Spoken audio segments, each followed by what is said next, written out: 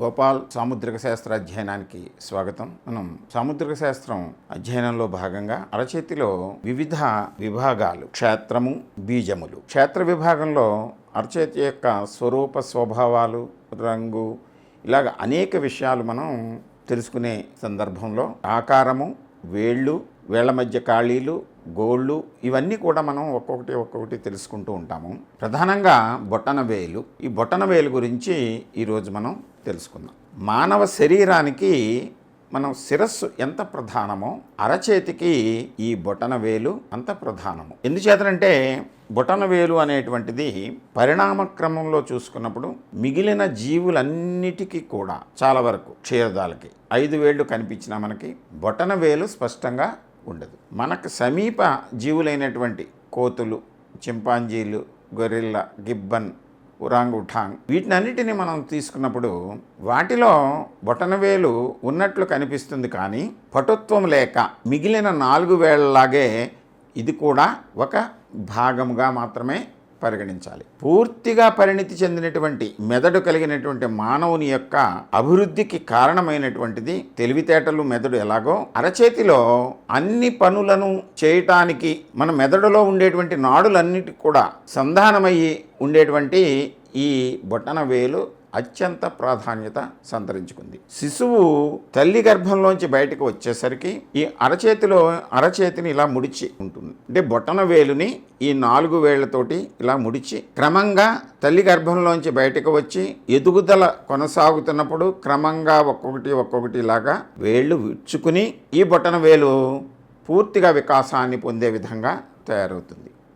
అయితే మనం సాముద్రిక శాస్త్రం యొక్క మూలమైనటువంటిది కర్మగతమైనటువంటి అంశాల మీద ఆధారపడి మన జీవితము ప్రారంభమవుతుంది, కొనసాగుతుంది. అయితే మన యొక్క మేధస్సు ఏ పరిధిలో ఉండాలి, మనం ఏ వృత్తి, వ్యాపార, వ్యవహారాల్లో మన జీవితాన్ని కొనసాగించాలనేటువంటిది ప్రధానంగా అరచేతిలో ఉండేటువంటి ఈ బొటనవేలు యొక్క లక్షణాలను మనం పరిశీలిస్తే మన యొక్క మేధస్సు, దాని యొక్క పరిణితి ఎలా ఉందో మనకి ఖచ్చితంగా తెలుస్తుంది. మన యొక్క స్వరూప స్వభావాలు, మనిషి యొక్క స్వభావము, మనస్తత్వము, మన యొక్క శక్తి సామర్థ్యాలు, పటుత్వం, ఇవన్నీ కూడా మనం బొటనవేలుని పరిశీలించి మనం కూలంకషంగా ఒక మనిషి యొక్క స్వరూప స్వభావాలని అంచనా వేయచ్చు. సాధారణంగా ఈ యానిమల్స్, కోతుల వరకు కూడా ఇవి ఇలా పట్టుకోవటానికి, ఇలాగా విడిచిపెట్టడానికి మాత్రమే ఉపయోగిస్తాయి. మనం దైనందిన జీవితంలో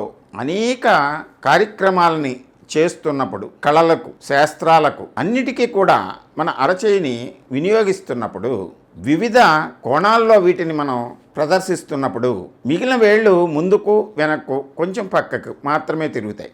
బొటనవేలు వచ్చేసరికి ఇది 360 డిగ్రీస్లో ఇది మనం దీని యొక్క వృత్తాకార పరిధిలో దీన్ని మనం చుట్టడానికి అవకాశం ఉంటుంది. ఇక్కడ మిగిలిన వేళలాగే దీనికి కూడా 3 పర్వాలు ఉంటాయి. 3 పర్వాలు ఈ పైనుంచి ఈ మధ్యలో ఈ కణుపు వరకు ఇది మొదటి పర్వము, తరువాత ఈ కణుపు నుంచి మూలం వరకు 2వ పర్వము, ఈ 3వ పర్వాన్ని మనం శుక్రగ్రహ వేదికగా మనం చెప్పుకుంటాము. ఈ 2 పర్వాలని మనం పరిగణలోకి తీసుకుని హస్తముతోటి ఎలా అనుసంధానమై ఉంది, దీని యొక్క పొడవు, దీని యొక్క దృఢత్వము ఎలా ఉందో తెలుసుకుని ఆ మనిషి యొక్క మేధస్సుని, శక్తి సామర్థ్యాలని, కార్యాచరణని మనం అంచనా వేయచ్చు. మనం అరచేతిని పరిశీలిస్తున్నప్పుడు ఈ బొటనవేలిని మనం ఇలాగా మనం చూసినప్పుడు, ఒక అరచేతిని ఇలాగ మనం పెట్టినప్పుడు ఈ చూపుడు వేలు, గురువేలుకి 3వ పర్వంలో కనీసము సగభాగము వరకు, ఇక్కడ వరకు ఈ బొటనవేలు ఉన్నప్పుడు అది చక్కని ఈ బొటనవేలు అనిక మనం గమనించగలము. అలా ఉన్నప్పుడు మానసిక శక్తి, కార్యాచరణ, మేధావులుగా గుర్తింపబడటము, ఏ కార్యక్రమానైనా సరే ఒక సమన్వయంతో చేసుకునేటువంటి లక్షణము మనం వారిలో గమనించవచ్చు. అయితే కొంతమందిలో ఈ బొటనవేలు ఇక్కడ వరకు మాత్రమే ఉంటుంది, ఇంకా ఒక పొట్టిగా ఉంటుంది. అలా ఉన్నటువంటి వాళ్ళు ఇంకా దిగువకి, అంటే ఈ 3వ పర్వానికంటే దిగువకు ఉన్నటువంటి వ్యక్తులకు బొటనవేలు పొట్టిగా ఉంటే వాళ్ళకి బుద్ధి, మెదడు, జ్ఞానము కంటే కూడా హృదయమే అధికంగా స్పందిస్తూ ఉంటుంది. అటువంటి వాళ్ళు బుద్ధిబలము తగ్గి అభిమానం, ప్రేమ పెరిగి ఇతరులకు లోబడి తమ కార్యక్రమాలను కొంతవరకు పూర్తి చేయడానికి ఇతరుల యొక్క సహకార సంపత్తుల మీదే ఆధారపడుతూ ఉంటారు. అయితే కొంతమందిలో ఈ బొటనవేలు చాలా పొడవుగా ఉంటుంది. పొడవుగా ఉండి ఈ 3వ పర్వము వరకు కూడా విస్తరించి ఉండి చాలా విస్తృతంగా కనిపించినప్పుడు వీళ్ళకి ఆవేశపరులు అవుతారు. వీళ్ళు ఏ విషయాన్నైనా సరే ఆ సంప్రదింపులు ఆలోచన దీనికంటే కూడా తమ యొక్క ఆలోచనని వెంటనే స్పష్టంగా తెలియచెప్పి దాన్ని ఆచరించాలనేటువంటి ఉద్రేకంలో ఉంటారు. కొంతమందికి ఈ బొటనవేలు చాలా పొట్టిగా ఉంటుంది, చాలా పొట్టిగా. ఇటువంటి బొటనవేలు కలిగినటువంటి వాళ్ళు ఆవేశపరులయ్యి ఆత్మ నిగ్రహ శక్తి తగ్గిపోయి తొందరపాటుతనంగా పనులు చేసి కొన్నిటిలో అపజయాన్ని పాలయ్యేటువంటి అవకాశం ఉంటుంది. కొంతమంది చేతుల్లో ఈ బొటనవేలు ఈ చివరి భాగము గుండ్రంగా ఈ కొస లేకుండా గుండ్రంగా ఉండి పొట్టిగా ఉండి ఇది మొరటుగా ఉంటుంది. ఇలా ఉన్నటువంటి వాళ్ళకి సంకల్ప బలం తక్కువగా ఉండి జ్ఞానం తక్కువై ఆవేశపరులై అమానుషంగా చలించేటువంటి లక్షణం ఉంటుంది.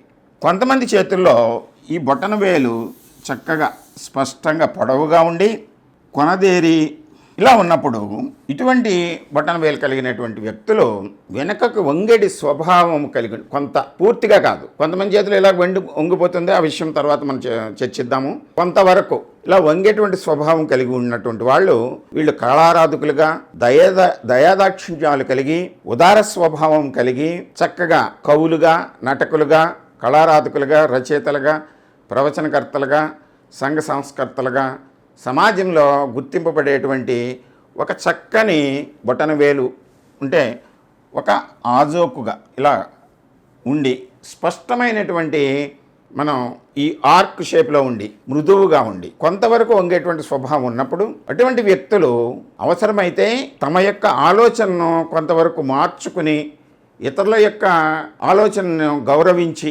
సమాజంలో ఏ విషయాన్నైనా సరే ఆకలింపు చేసుకుని సరైనటువంటి నిర్ణయాలు తీసుకుని చక్కగా గౌరవింపబడేటువంటి వ్యక్తులుగా ఉంటారు. ప్రధానంగా ఈ అరచేయికి ఈ బొటనవేలికి ఉన్నటువంటి సంబంధాన్ని మనం గమనించినప్పుడు దీని యొక్క పొడవుని 2 పర్వాలని మనం 2 రకాలుగా గుర్తిస్తాం. మొదటి పర్వము విల్ పవర్కి, రెండవ పర్వము లాజిక్. ఈ మొదటి పర్వము చక్కగా పొడవుగా ఉంటే వాళ్ళ యొక్క జ్ఞానశక్తి చాలా ఎక్కువగా ఉంటుంది. రెండవ పర్వము హెచ్చుగా ఉంటే తార్కిక జ్ఞానము లాజికల్ థింకింగ్ ఎక్కువగా ఉంటుంది. సాధారణంగా ఈ 2 కూడా సమపాళ్ళలో ఉండి మధ్యలో ఈ యవ గుర్తు కలిగి ఉంటే అటువంటి వ్యక్తులు విల్ పవర్ని లాజిక్ని బ్యాలెన్స్ చేసుకుంటూ జ్ఞానాన్ని తార్కిక జ్ఞానాన్ని కూడా సమన్వయం చేసుకుంటూ సరైనటువంటి నిర్ణయాలు తీసుకుని ఆచరణలో పెట్టి సంఘంలో గౌరవప్రదమైనటువంటి జీవితాన్ని గడిపేటువంటి వ్యక్తులుగా పరిగణింపబడుతూ ఉంటారు.